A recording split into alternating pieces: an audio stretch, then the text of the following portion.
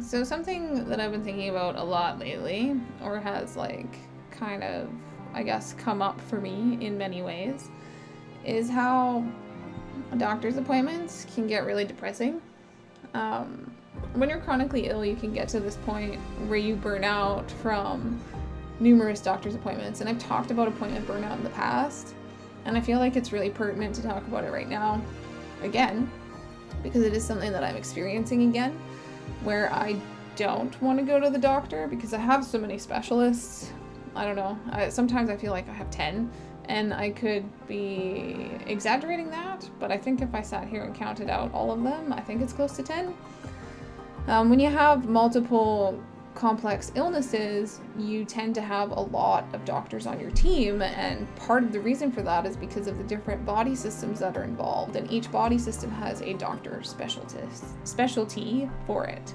So like an endocrinologist, a gastroenterologist, a dermatologist, gynecologist, like just to name a few. You have your general practitioner, which kind of like oversees everything and keeps all of your records kind of in one place.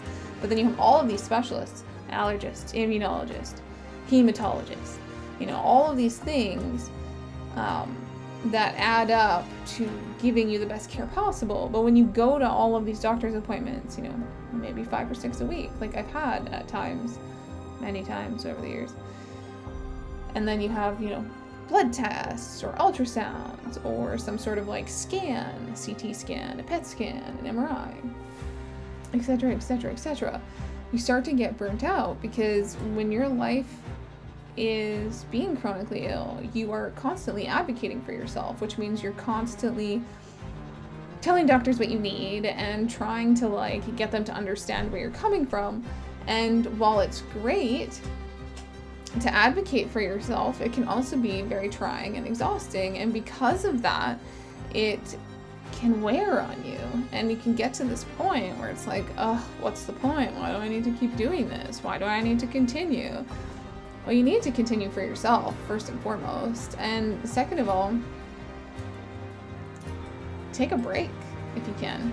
I understand appointment burnout 100%, because like I get burnt out all the time, going to numerous doctor's appointments, having numerous appointments throughout the week, and then if I talk to someone like, in chat on Twitch or something, or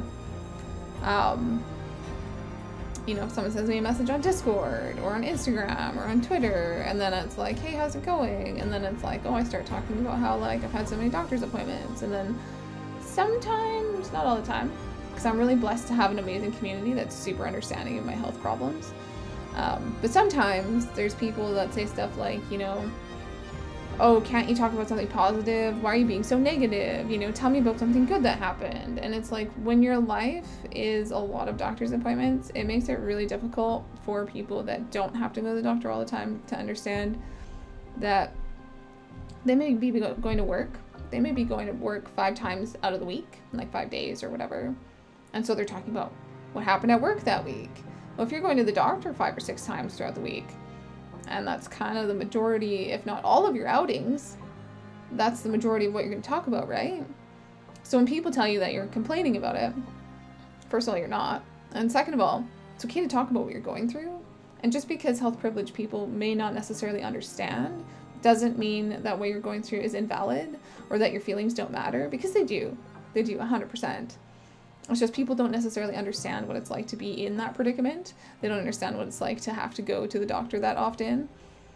And that's why it gets tiring, because you end up getting burnt out because other people either don't take it seriously or don't understand it 100%. And then it's like, does what I'm going through really matter? And it's like, yes, it does. And just because they don't see it from your perspective shouldn't devalue what you're going through. So remember to take breaks from doctor's appointments when you can. Remember to schedule time for yourself to have downtime away from other people if you need. I'm very introverted, so I need quite a bit of time to myself. Like, I need to be able to be introspective and reflective and be able to analyze things, to see things from maybe someone else's point of view. I need that kind of time to myself. Otherwise, I don't do so well. And I've noticed that a lot over the years. And I am like, I took a personality test, so I'm like 74% introverted, so I'm quite introverted. So I don't necessarily have conversations with people like I do with my camera, which sounds kind of weird. And it takes me a long time to get comfortable with people, to be able to talk to them about stuff. And I know that like over the years when I have talked to people about like doctor's appointments and stuff and I have been shut down, it's really made me feel like my journey doesn't matter. And I don't want other people to feel like that. That's why I started my podcast, is so that other people could feel seen and heard and have a safe space to share their chronic illness story. And if you want to be on Chronic Heart to Heart, please do comment on the video or contact me. I think I put my email somewhere in comments. It's revillain@gmail.com if you want to be in a podcast and chat with me and share your story on this platform, because I feel like that's an important thing for all of us, because we all have complex health problems, and I think we're all important, and I think we should all be heard and seen and valued, because we do have a different insight to offer humanity, and we shouldn't be shut down or pushed aside, because going through things like illness has a refining nature to it. And I say that because like when I first got diagnosed with stuff, I got really depressed, I got really angry, and I worked through a lot of that stuff in a lot of therapy.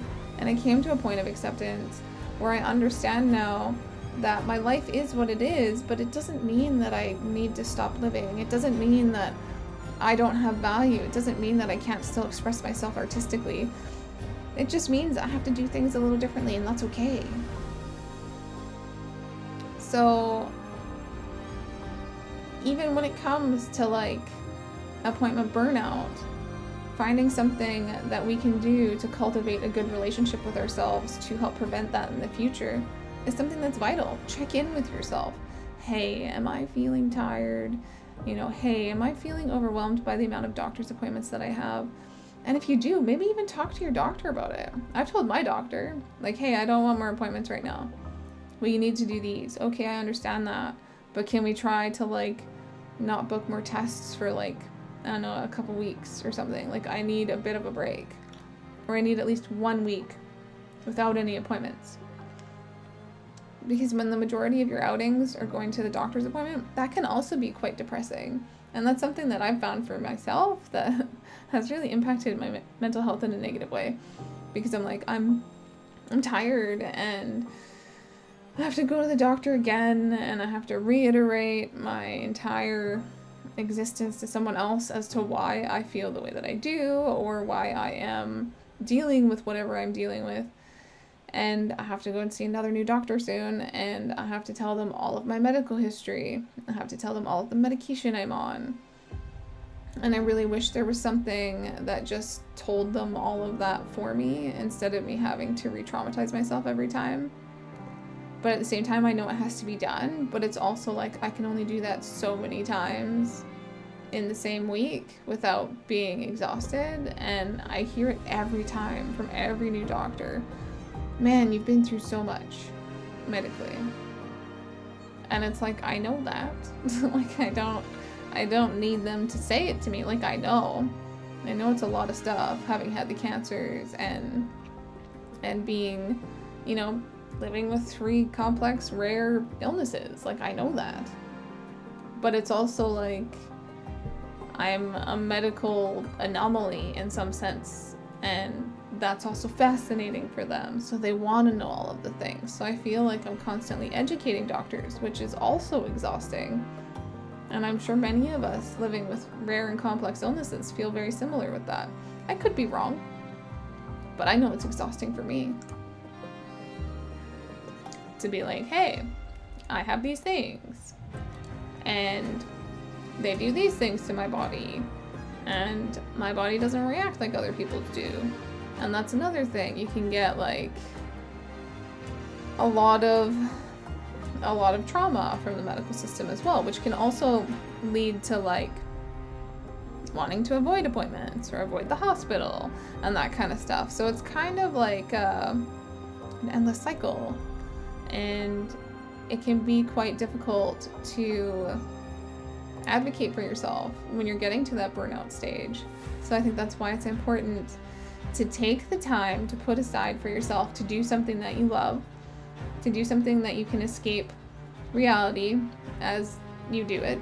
So like talked about numerous times, for me it's like art or video games or watching some sort of show that I like or writing. You know, those kinds of things get me outside of my head and help me to deal with things that are going on within myself.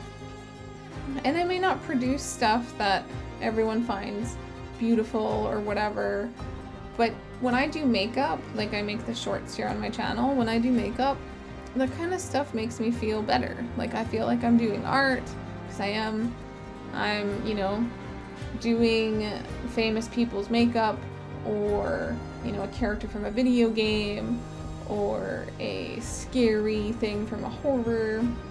A lot of them are horror related.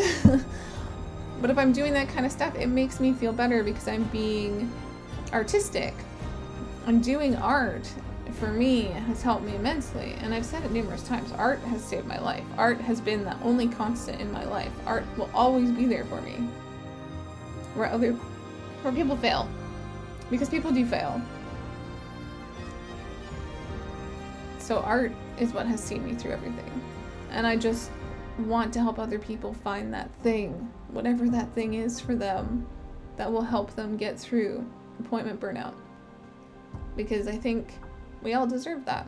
We all deserve to have a good little something that helps us get through things. So I hope that kind of helps. And thank you for listening to me talk about appointment burnout. Take good care. I'll talk to you guys later. Bye-bye.